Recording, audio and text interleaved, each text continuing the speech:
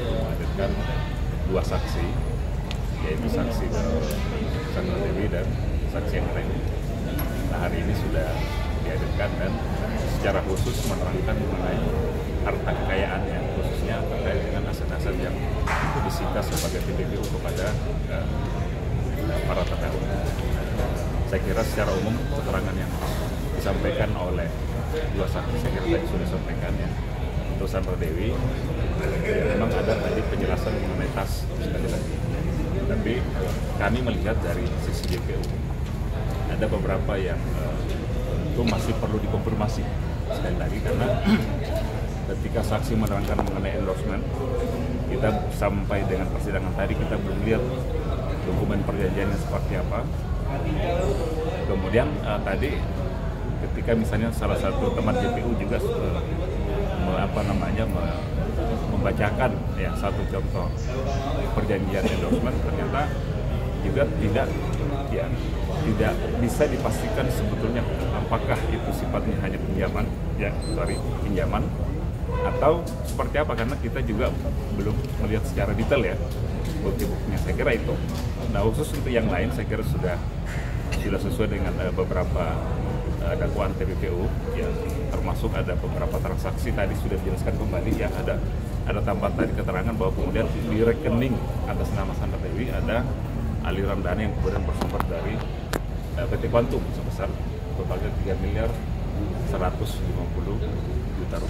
dan beberapa transaksi lain yang sudah tadi dijelaskan. Nah, yang kedua tadi yang disampaikan juga saksi dari Anggra ini ya juga menjelaskan mengenai aset-aset yang disita yang sebetulnya tadi sudah dijelaskan juga sebagian besar atau secara umum berasal dari pemberian atau pembayaran dari terdakwa Suparta selaku suami.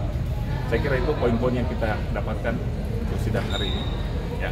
Artinya Sandra Dewi akan dihadirkan kembali karena tadi berkas-berkas endorsementnya belum jelas atau seperti itu?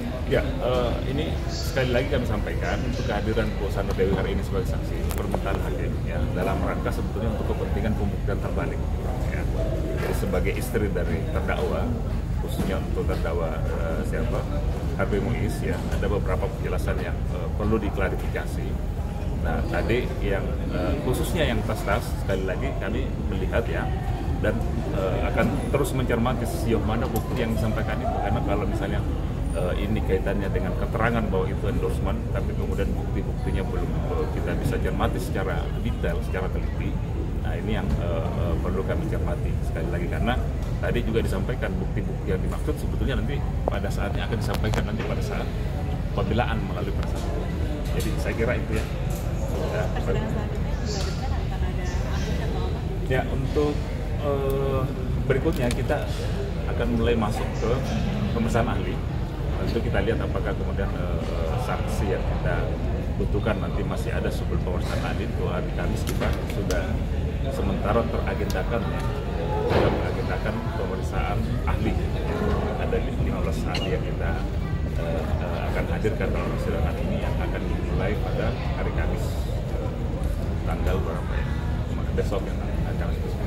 Saya kira itu cukup ya. Makasih banyak ya. Terima kasih banyak. Kita akan menghadirkan ahli dari berbagai disiplin keilmuan ya, termasuk bukan hanya dari ahli keuangan negara, ahli hukum pidana, kemudian ahli dari hukum pertambangan juga, ahli kehutanan dan lingkungan. Kami kaitan dengan perhitungan nanti ada sekitar kerugian keuangan negara ya, ada kerugian keuangan dalam bentuk kerugian lingkungan sebesar 271 triliun. Nah, itu akan kita hadirkan dua ahli dari 2 atau 3 ahli dari BBN dan seterusnya ada beberapa ahli yang sudah saya kira cukup ya.